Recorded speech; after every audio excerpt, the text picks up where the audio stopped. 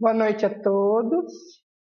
Sejam todos bem-vindos nessa amada casa, o Centro Espírita Nosso Lar. Sou a Neuza, trabalhadora voluntária da casa, e nós estamos aqui hoje para darmos a continuidade no nosso estudo, do Evangelho, nas nossas conversas amigáveis. Vamos ler uma página do livro Minutos de Sabedoria. Procure interessar-se pelas crianças que são o futuro do mundo. Cuide delas com amor e não com indiferença. Quantos cárceres estão cheios por falta de carinho nos lares? Não se esqueça de que o criminoso mais cruel foi um dia uma criança pura e inocente como todas as outras. Cuide das crianças com desvelo e carinho, e terá preparado um futuro feliz para a humanidade. Convidamos a todos para fazermos a nossa prece inicial, elevando os nossos corações, os nossos sentimentos, os nossos pensamentos, para buscar as alturas infinitas nosso Pai amantíssimo, Jesus, nosso Mestre amado, Maria de Nazaré, nossa divina protetora, para merecermos a companhia dos nossos amigos espirituais, para que venham nos instruir, para que venham nos assistir, pois dependemos da bondade dos amigos espirituais, para que possamos abrir os nossos corações para colocar ali tudo aquilo que hoje nós podemos aprender na nossa conversa humilde que nós vamos ter. Agradecemos imensamente por termos a casa amada, nosso lar, onde nós podemos trabalhar em favor de nós mesmos para a nossa melhora. Assim nós pedimos a permissão para darmos por iniciado a nossa reunião desta noite. Que assim seja. Bem, como vocês podem ver, nós vamos... a nossa conversa de hoje é sobre o capítulo 21 do Evangelho segundo o Espiritismo. Haverá falsos cristos e falsos profetas. Vendo a imagem que tem ali na telinha que nós trouxemos, a gente pode relembrar uma frase muito famosa que existe no mundo. Assim caminha a humanidade. Os homens em busca de quimeras, cegos conduzindo cegos, como a gente já viu bem anteriormente nas nossas conversas aqui, caindo todos no fosso, Então hoje a nossa conversa vai ser em torno das pessoas que usam o seu verbo para trazer falsidades no mundo, e isto, meus amados irmãos, ocorre desde que o mundo é mundo. Não é novidade nenhuma, a partir do momento em que o homem se pôs em pé com um pouquinho de inteligência, infelizmente o erro caminha a par com a criatura humana. Para que a gente possa conversar... Estou perdido aqui.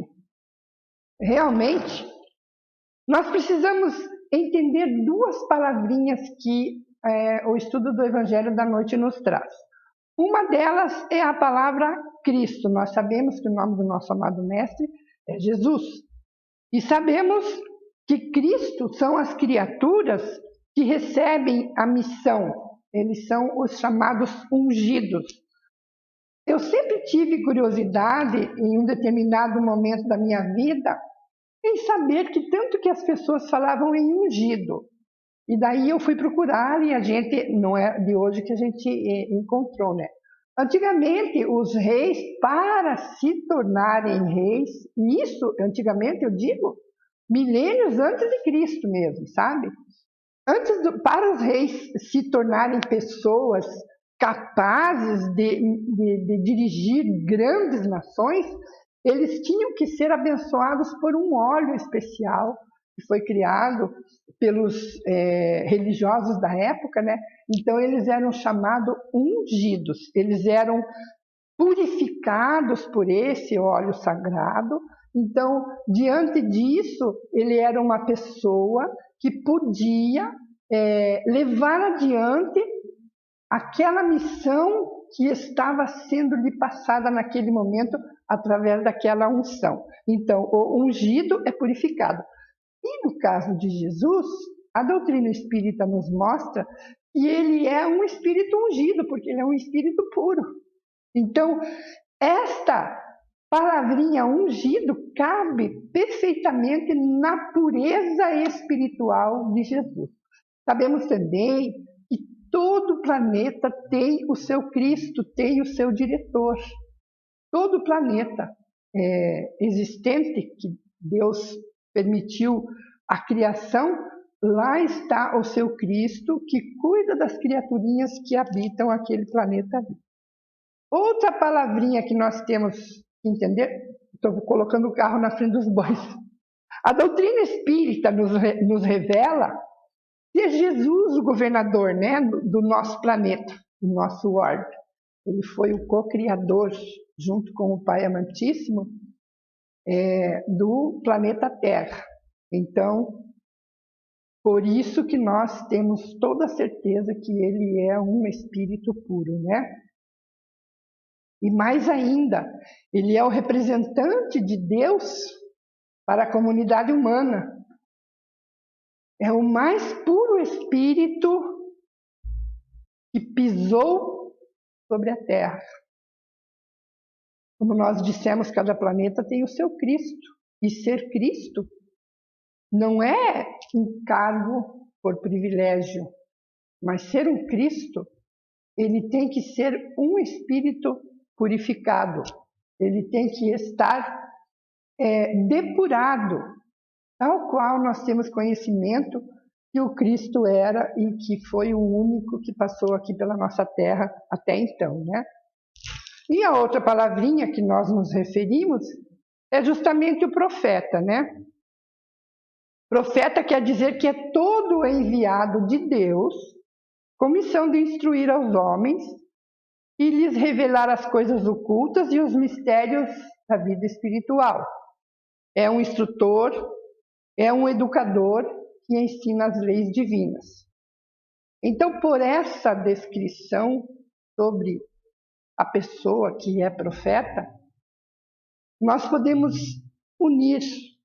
Todo ser humano é médium. Então, todo ser humano necessariamente também vai ser um profeta. Nós somos profetas em todos os pontos de vista da nossa vida. Porque desde que as criaturas que têm esse dom instruem, todo ser humano tem o dever de instruir o seu próximo. Quando vê que ele está errando, quando vê que está no caminho falsificado. Então, nós temos o dever de auxiliar. E o auxílio que se faz toda pessoa que tem a capacidade de instruir, então, necessariamente, nós podemos classificá-la como um profeta. Porque o profeta não é como na antiguidade as pessoas acreditavam que era aquele que fazia profecias para o futuro. A doutrina espírita vem nos abrir este horizonte com relação a profeta. Ele não é a pessoa que prediz as coisas, como antigamente as pessoas acreditavam piamente que o profeta poderia prever o futuro das coisas, o futuro das pessoas. Já a doutrina espírita vem dar uma outra responsabilidade para nós, dizendo que aquele que instrui é um profeta. Até dentro do nosso lar, gente, nós somos profetas, né? Com relação à nossa família, aqueles que convivem conosco, que são de difícil convivência, que são de difícil pacificação, nós temos que ter no nosso coração a vontade de instruir, de profetizar para que as criaturas melhorem-se. principalmente nós. E isso é uma responsabilidade que aquele que conhece tem. Porque não são todas as pessoas que têm o privilégio, eu sempre digo, de estar procurando conhecer a doutrina espírita e os parâmetros diferenciados do ensino do mestre que a doutrina traz para nós. E com relação ao profeta, existem ensinamentos N de onde a gente pode tirar, né? Mas nós vamos trazer hoje aqui na nossa conversa os capítulos 8 a 11 do Evangelho segundo o Espiritismo. E lá no item 8, o Cristo disse: conhece-se a árvore pelo fruto. Se os frutos são amargos, a árvore é má. Se são doces e saudáveis, direis: nada que seja puro pode provir de fonte má. Palavras do nosso amado Mestre. Aquilo que é puro, o nosso amado Mestre, Espírito puro, tudo que provém dele é de uma fonte inigualável por enquanto aqui na Terra. Não existe outro que a gente possa igualar ao Cristo. Então, ele é uma fonte maravilhosa de ensinamentos, ele é uma fonte maravilhosa de caminhos que cada um pode seguir.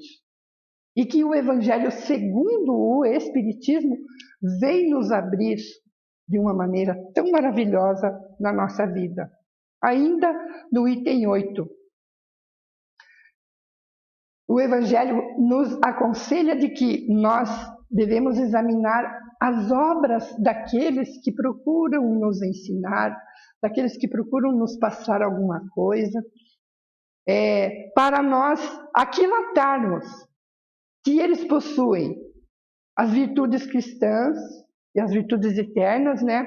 Que são humildade, caridade, amor, indulgência, a bondade que concilia os corações, e se em apoio das suas palavras, daquilo que eles ensinam, apresentam os atos relacionados à humildade, à caridade, ao amor.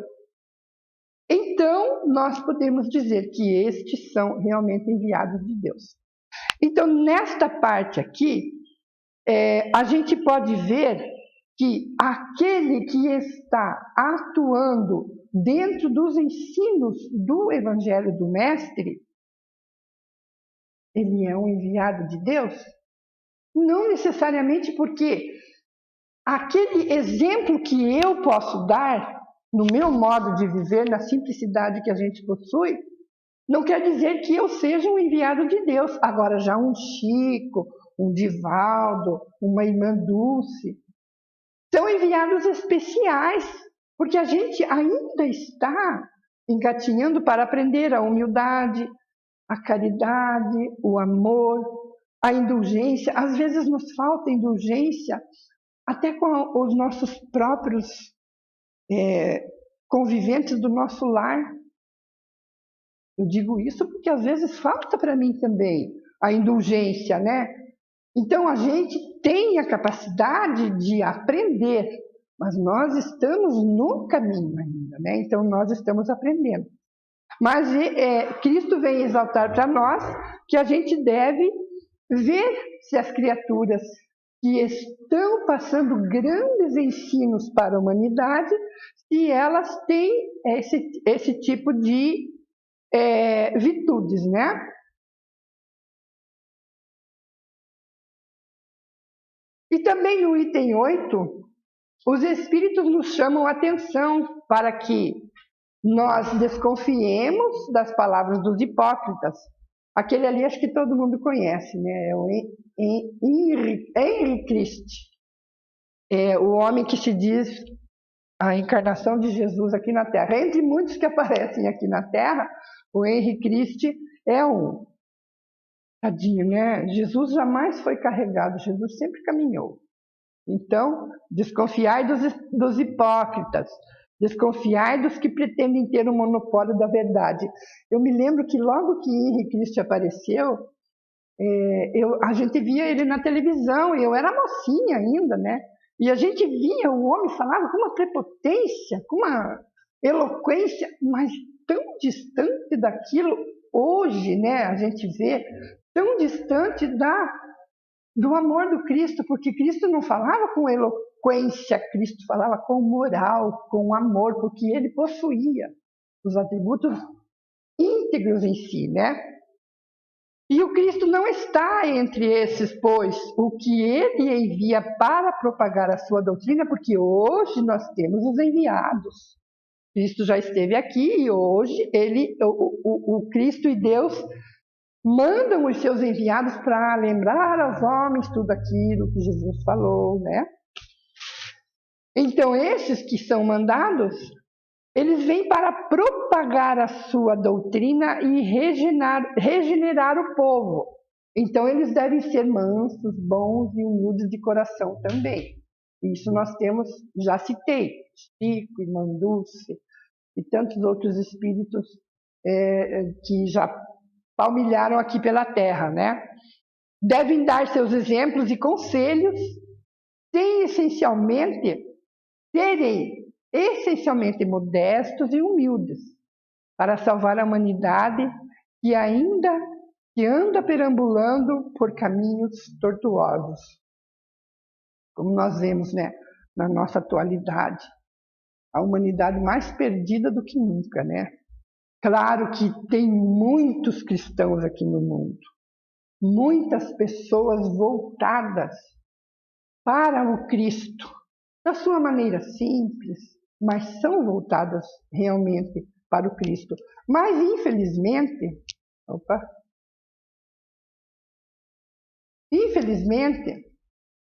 há ainda aqueles, a gente não está aqui para criticar, mas nós estamos numa conversa amiga, né?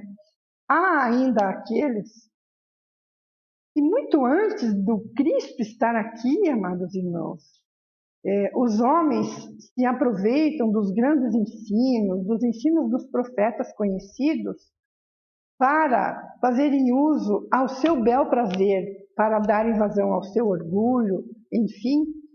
A verdade mesmo, para ser divulgada, ela tem que ser qualificada por tudo aquilo que nós já falamos aqui, mas principalmente pela humildade que foi a mostra capital do Mestre aqui na Terra, humildade e amor. Então, conhecemos o verdadeiro profeta pela sua superioridade, suas virtudes, sua grandeza, pelo resultado e influência moralizadora que suas obras proporcionam à humanidade. Isso está no Livro dos Espíritos. Os falsos profetas se dão eles próprios como enviados de Deus. O primeiro é humilde e modesto. O segundo, orgulhoso, cheio de si, fala com altivez e, como todos os mentirosos, parece sempre temeroso de que não lhe deem crédito. Por isso que eu comentei aqui que quando eu era mocinha eu via o Henri Christ e parece que realmente as pessoas que não estão falando a verdade que existe dentro delas, elas estão falando a chamada palavra de Deus, elas estão pregando diante de multidões, mas quando elas não possuem aquela verdade dentro do seu ser, elas se exaltam, elas gritam, porque tem medo realmente que as pessoas não lhe deem crédito. Então elas precisam falar exaltadamente para tentar convencer aqueles que lhes ouvem. E é justamente o papel que o nosso lobinho está fazendo ali, né? No microfone, com a pele de cordeiro, no entanto, morrendo de rir do povo, né? Com toda a sua maldade dentro do coração. E existem tantos pseudo-profetas assim, meus amados irmãos. Eu sempre falo que nessa época de pandemia aí eu peguei a doença da televisão. E de vez em quando a minha televisão para em alguns canais que eu fico pensando, meu Deus, o que esse povo pensa? O povo deve ser muito necessitado, muito ignorante das leis divinas, para acreditar, amados irmãos, em certas coisas que a gente vê na televisão. Eu digo de pregadores, né? E pregadores que se exaltam para falar a palavra, mas e cadê dentro de si que a palavra tome conta dos seus atos, né? Daquilo que ele pratica? Ainda está tão distante, nossa. É por isso que o Cristo já nos alertava quanto a isso. E a gente pode ver, desde que o cristianismo existe, como o cristianismo foi malbaratado, como o cristianismo foi usado para o mal, como o cristianismo foi usado para desgraçar vidas e vidas humanas, tão distante da humildade e do amor que o Cristo possuía. Quantos falsos cristos, quantos e quantos falsos profetas a gente tem conhecimento, mas eu sempre digo que nós somos privilegiados porque conhecemos a doutrina e que a doutrina alerta a gente para que a gente procure se mudar. Para você mostrar que você é um verdadeiro espírita, você tem que mostrar que você está fazendo mudanças na sua vida. E uma mudancinha, gente, pequenininha, é tão difícil da gente fazer. O simples plano de gula que a gente tem na vida é tão difícil da gente se ver livre dele.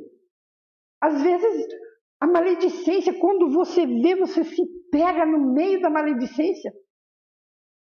Mas tem a amada doutrina espírita, que quando você se fraga, a grosso modo falando, você se envergonha, então é sinal que alguma coisa está modificando dentro de você. Né? Meu Deus, o que eu fiz? O que eu estou fazendo? Essa realidade, essa abertura, é só a doutrina que passa para nós. Como eu falava no início, todos nós, por sermos médiuns, temos a capacidade de instruir, somos profetas também. Mas a gente tem que usar essa capacidade que nós possuímos, não é como os outros. Nós temos que profetizar para a nossa própria vida. Será que eu estou fazendo aquilo que o Cristo quer? Procurar saber, me perguntar. Eu muitas vezes me pergunto. O pior é que às vezes a resposta nem sempre é muito boa. Mas a gente se pergunta, procura, né? Estamos tentando. Os falsos profetas não encontram-se unicamente entre os encarnados. Este pedacinho aqui é só nós que sabemos. Porque ninguém lá fora, nenhuma igreja, nenhum templo, fala para as pessoas desse tópico aqui. E os verdadeiros falsos profetas, eles não se encontram unicamente entre os encarnados. Eles estão entre os desencarnados em número muito maior do que a gente possa imaginar. Que às vezes eles estão falsificando ali na cozinha da minha casa, na sala da minha casa, me intuindo coisas. Encontram-se em número muito maior entre os espíritos, né? São orgulhosos e, aparentando amor e caridade, semeiam a desunião e retardam a obra do Cristo para com a humanidade. Se comprazem em destruir a obra do nosso amado Mestre Jesus. E isso, amados irmãos, se diz, esses espíritos, eles trabalham cansadamente nas igrejas, nos templos, nas casas espíritas. Eles estão muito unidos num trabalho muito grande, justamente para retardar a obra do Cristo aqui, junto com a humanidade. Insinuam-se em sistemas absurdos depois de terem feito que seus médios os aceitem. E esses médios, gente, diz respeito à humanidade toda. Porque Kardec afirmou para nós que todos nós temos, em grande ou pequeno grau, a mediunidade. E os médios que estão sendo intuídos pelos falsos profetas da erraticidade, eles se encontram nos 4 cantos do mundo. Em todos os locais nós achamos eles. Nas escolas, na política, aonde você pensar, tem lá um povinho que é adepto desses espíritos, e dá passagem para que essas criaturinhas possam estar trabalhando num afã infatigável contra os ensinos do nosso amado Mestre Jesus. E para melhor fascinarem aqueles a quem desejam iludir, dar mais peso às suas teorias, se aproximam sem escrúpulos de nomes que só com muito respeito os homens pronunciam. Esse já diz respeito às casas espíritas, porque nós sabemos que tem casas espíritas que recebem comunicações de espíritos com nomes bem significativos. Até na Umbanda, amados irmãos, as pessoas recebem espíritos que se ficaram muito conhecidos, notadamente pelo bem, pela caridade, usam o nome das pessoas, dos espíritos, para iludir as pessoas. Então, isso com relação somente à doutrina espírita, né? E, infelizmente, são eles que espalham o fermento dos antagonismos entre os grupos, que os impelem a isolarem-se uns dos outros e a olharem-se com prevenção. Essa parte é muito triste, mas acontece, infelizmente, nas casas espíritas. Dos falsos cristos da erraticidade tomarem conta de médiuns que não se cuidam na sua mediunidade, porque, amados irmãos, às vezes a gente tem um determinado erro na nossa vida que nem nós somos capazes de aquilatar. O orgulho, por exemplo. Às vezes a gente faz um atendimento fraterno para uma pessoa e aquela pessoa vai lá e diz assim, olha, vai lá e faz atendimento fraterno com a Neuza de novo, que ela fala umas coisas maravilhosas. Aquela pessoa vai e fala para outra, não, vai lá e procura. Olha a sutileza dos falsos profetas, fazendo com que as pessoas procurem a Neuza para amaciar o orgulho dela. E, aos pouquinhos, quando a gente vê, a gente está enrolado de uma forma triste. Mas eles trabalham no silêncio. Mas a gente precisa dar vazão para isso. Baixar a nossa vibração. Deixarmos de vigiar. Então, cada ensino que o Evangelho nos traz, ele não traz só um ensino. Haverá muitos falsos cristos e falsos profetas. Quantas coisas maravilhosas nós temos que tirar daí? Quantas coisas diz respeito em nosso proveito, né? Não existem médiuns perfeitos aqui no mundo. Existem bons médiuns. Mas perfeitos, porém, não. E lá no Evangelho segundo o Espiritismo, item 10, os espíritos nos aconselham, devemos submeter ao crivo da razão e da lógica todos os dados e as comunicações dos espíritos, rejeitando assim aos absurdos e aos erros. Quando nós temos aqui a nossa reuniãozinha após a reunião mediúnica, a gente avalia ali tudo que foi feito, tudo que foi falado, tudo que foi escrito. Então, é de responsabilidade da casa espírita cuidar dos seus médiuns, mas muito mais responsabilidade dos médiuns também haver um cuidado entre si e da própria pessoa para que isso ocorra com segurança, né? Pode um médium ser fascinado e iludindo um grupo. Infelizmente, isso é possível. E isso está lá no item 10 do Evangelho segundo o Espiritismo. Kardec nos alertando. Mas o estudo, vejam bem o alerta que ele nos dá. Pode um médium ser fascinado? Com toda certeza. Pode um grupo ser iludido? Com toda certeza, amados irmãos. Mas, porém, contudo, entretanto, todavia, chega o estudo, a autoridade moral dos diretores, que nós temos aqui, graças a Deus, de sobra, né? As comunicações que recebam, passadas ao cunho da lógica e da autenticidade, possibilitarão repelir os ditados mentirosos e astuciosos emanados de espíritos mistificadores ou maus. Por isso a importância da reunião, depois do mediúnico, para que a gente possa aquilatar todas as coisas. E a importância da autoridade moral dos diretores de uma casa espírita. A autoridade moral dos diretores de um trabalho, sequer de palestras e conversas como as nossas, estudo mediúnico, passe, todo o trabalho dentro da casa espírita necessariamente necessita de um ser que tenha a autoridade moral sobre todos aqueles que estão aos seus cuidados. Então a gente se submete, por amor, à autoridade moral de quem está profetizando para nós.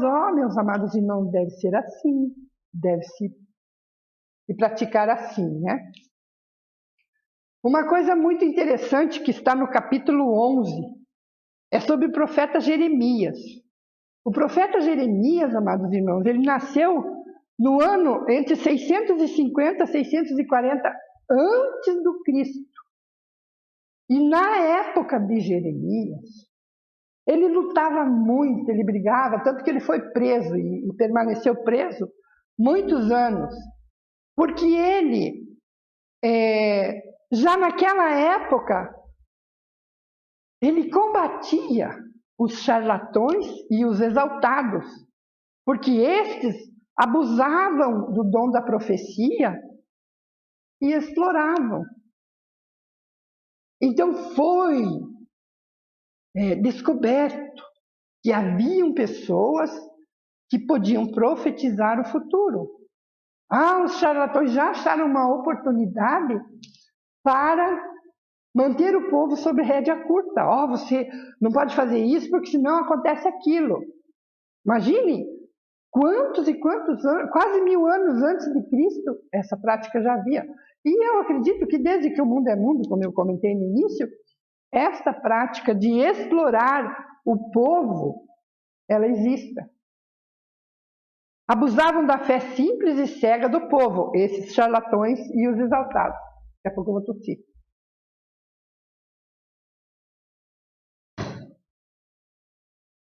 Predizendo por dinheiro. Naquela época, vejam bem. E hoje não é diferente. Então, por dinheiro, eles previam coisas boas e agradáveis. Esta fraude estava generalizada na Judéia, entre o povo pobre, ignorante, sendo sempre ludibriado pelos pseudo-profetas que não passavam de impostores ou fanáticos. Então Jeremias combatia. E Jeremias apanhou muito, no sentido literal da palavra. Batiam nele, machucavam ele, prendiam ele, porque ele gritava aos 4 cantos do mundo que aquele que estava abusando da simplicidade do povo era um pseudo-profeta, que ele mentia. Então ele lutava já para que as pessoas pudessem observar que não é tão fácil assim de se prever o futuro. É muito difícil bom seria, né, que Deus permitisse para mim falar para a Ângela, semana que vem você vai ganhar na loteria, vai ficar milionária. Maravilha, né? E que isso acontecesse realmente. Pior se eu falasse, se fosse mentira. Mas era o que eles faziam na antiguidade. Eles ludibriavam o povo. Mas depois que o dinheiro estava gasto, daí não tinha como se pedir que o dinheiro retornasse, né? O povo ignorante, coitadinho, já tinha gasto dinheiro e não tinha ganhado nada de bom com relação ao seu futuro. E no mesmo item, os Espíritos nos mostram os conselhos do apóstolo João. Não acrediteis em todo o Espírito. Experimentai se os Espíritos são de Deus. Porque entre os invisíveis há também os que se comprazem em iludir, quando se lhes depara ocasião. Os iludidos são os médiuns, que não se precatam bastante. O que é se precatar? É o estudo, é o conhecimento.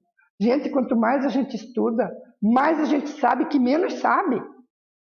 O conhecimento ele é constante, ele é perene na vida daquele que se candidata a ser médium, daquele que se candidata a vir numa casa espírita trabalhar. Então tem que ser sempre essa precaução.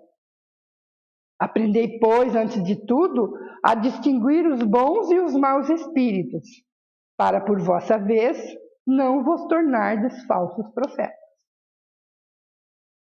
Existe uma dificuldade para você relacionar essa distinção entre bons e maus espíritos? Não existe, amados irmãos. Tudo vai da moral daquele que recebe, vai das atitudes que aquele que recebe tem. Como já falou lá no começo, a pessoa que vai profetizar, aquele que é médium, porque o médium é um profeta, nós temos que ver a vida que ele leva, as atitudes que ele toma. A pessoa que fala uma coisa e faz outra, ela não pode receber a comunicação de um espírito bom. Ela não vai receber a comunicação, pode até dizer, mas se nós formos aquilatar, nós vamos ver a distinção entre a boa comunicação e a má comunicação. E às vezes os espíritos brincalhões, zombeteiros e maus trazem páginas maravilhosas para nós. Tem um livro que se intitula Reforma Íntima, que foi psicografado por uma médium ainda desconhecida, mas esse livro foi muito conhecido e a federação não aceitou esse livro. E esse livro, a médium assina o espírito que escreve o livro como a nossa irmã Hermance de Faux, aquela médium de 16 anos que ajudou Kardec. Então, existem coisas tão díspares que é comentado nesse livro, que é horrível, é gritante. E olha, foi um livro que muita gente comprou, Reforma Íntima.